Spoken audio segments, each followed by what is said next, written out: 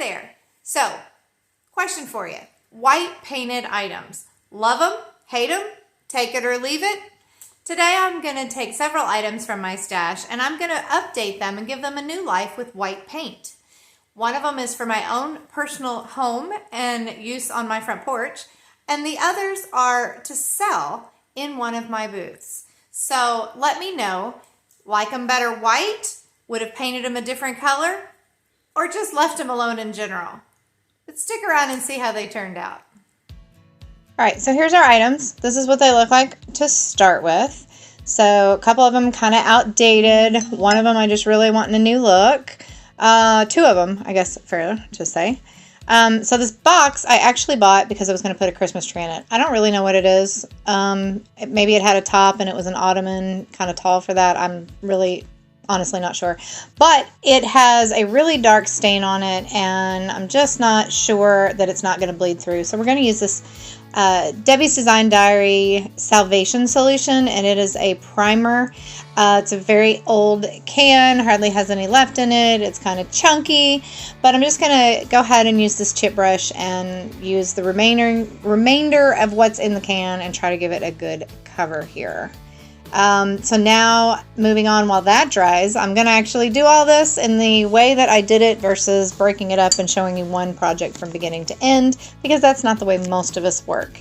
So I have this mug holder and it's really kind of cute. It has this sage green little tips on there. Something is obviously missing from the top of it. And it is a very, kind of outdated color. I'm not a fan of that. I guess it looks natural wood, but I just really don't like that kind of yellowy looking wood. So we're using the Debi's Design Diary Cottage Color. It's the Jami Ray Vintage and the Vintage Linen. Showed the picture way back there, but I was talking through it. So giving it a really good coat. This does have a sealer, so you saw me shake it, because you have to make sure that you shake it really well. It's not like some of the other clay-based paints where you don't ever have to stir or shake them. This one you definitely want to make sure that you do to get that sealer mixed in. And I love this because when you're finished, you don't have to worry about any kind of wax or top coat. It is ready to go when you are finished. So we will set that over to the side, and now we're going to look at this cute little just a tote. It kind of looks like an old tool caddy, but this is handmade. It does have kind of a 90s outdated look. Apparently it was $8.99 at some point somewhere. And then it also has, I'm showing you here, but I'm off camera and you can barely see it, but it says handcrafted by, and then it has something, I think it's Ohio. But that is raised. It's kind of almost like a puff paint, if you will. So I'm just going to use my little hand finger sander here and get till it's smooth. And I'm not trying to take the stain off or get anything completely gone. I just want to make sure that it's smooth so that when I paint it, it doesn't have that texture in there. And then because now I've gone through the original stain and top coat, and it does still have the painted, all I did was make it smooth to the touch. I, again, am digging in my Salvation Solution. Do as I say, not as I do. Make sure that your paint cans are sealed very well, and it will help to keep from getting all that crud around the top of it. But anyway, I just gave that a good coat to cover that side where I sanded, and then I discovered, hey, rather than work around the metal handle, take it off. So I went ahead and did that. Here you can see the way the Salvation Solution looks. I mean, it's not a full coverage. The recommendation is to use 2 coats. The goal wasn't to get full coverage, but just to keep it from having that bleed through. So I have moved on with the Vintage Linen Cottage Color here, and it is covering really well. This is for me, so I wasn't 100% worried about it. And if you didn't believe me how good it covered, this is the Vintage Linen covering over that Salvation Solution, and I'm just getting down in where the beadboard is.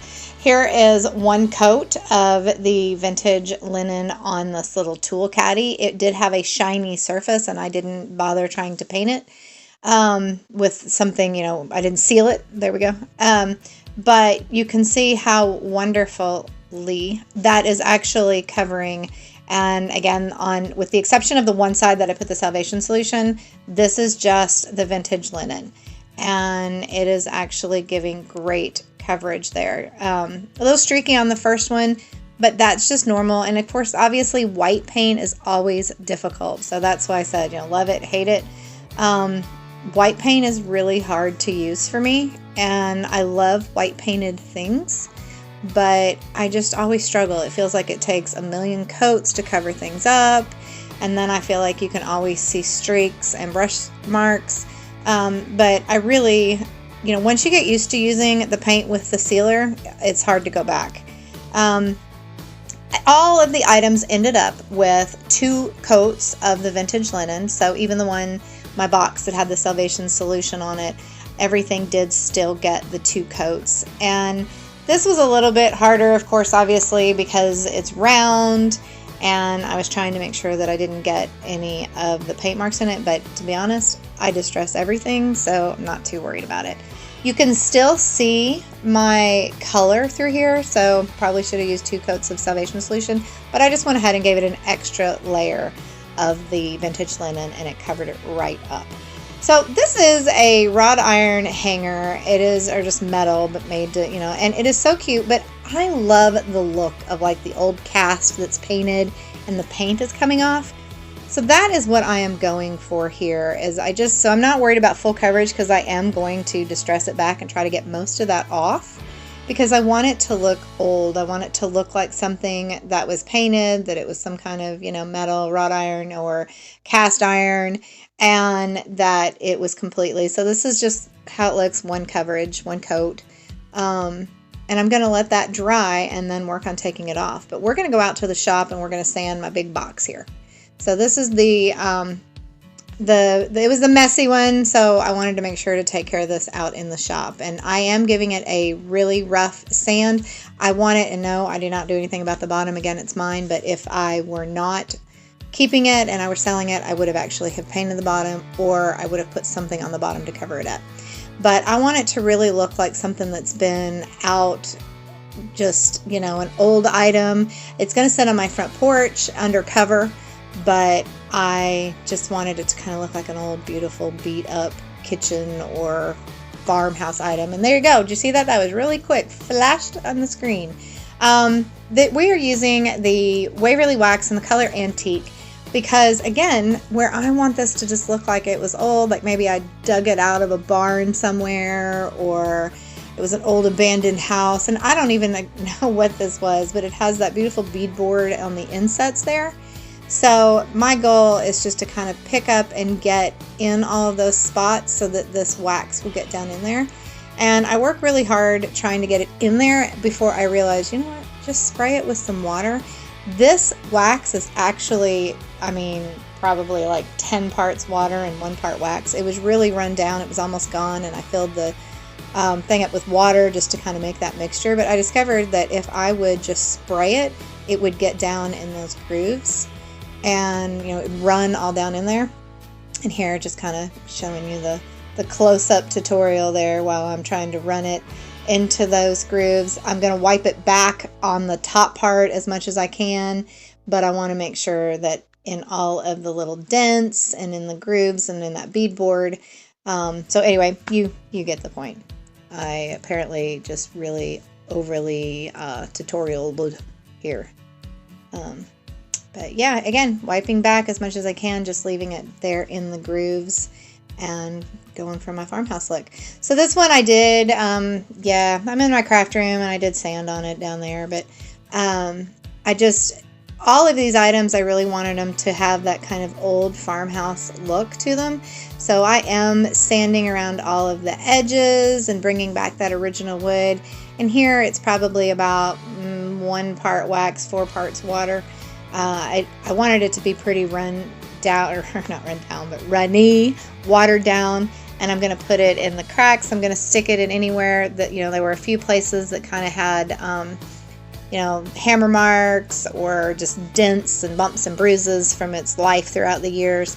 So I made sure that I put that wax in there and I rub it, but I'm going to do the same water technique where I'm going to spray it with water and then wipe it back, and just trying to get it to leave that dark color in those grooves. And then also anywhere where it has that natural wood, I'm going to try to darken that up so that it doesn't look like a recent, distressing, but something that's been sitting around forever. I dug it out of, the old farmhouse that had been not lived in for, 50 years. I don't know. You get the point.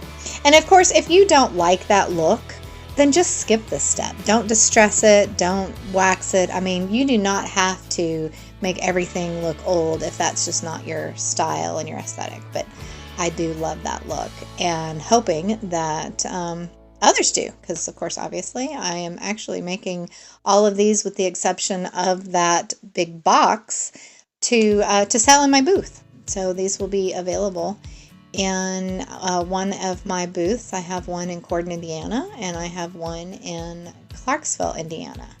So make sure to follow me on all of the social medias, and you can find out more information, see pictures of my booths. And I do also sell items online, so if there's something that you see that you would like, I can also put some of the things online. And then I also have other thrifted items and handmade items that I sell online as well. And hey, why be different with this one? I'm going to distress this too. So just taking that sandpaper, didn't use the sander, of course, but just taking sandpaper and scraping it. And here I had some paint drips. So I just used my little scraper there and broke those off. And then I do kind of sand it around. But I wanted to be careful that I wasn't turning this into a leopard. One of the things that I can't stand is when distressing looks too methodical and it begins to just kind of turn things into a leopard versus that organic, natural look.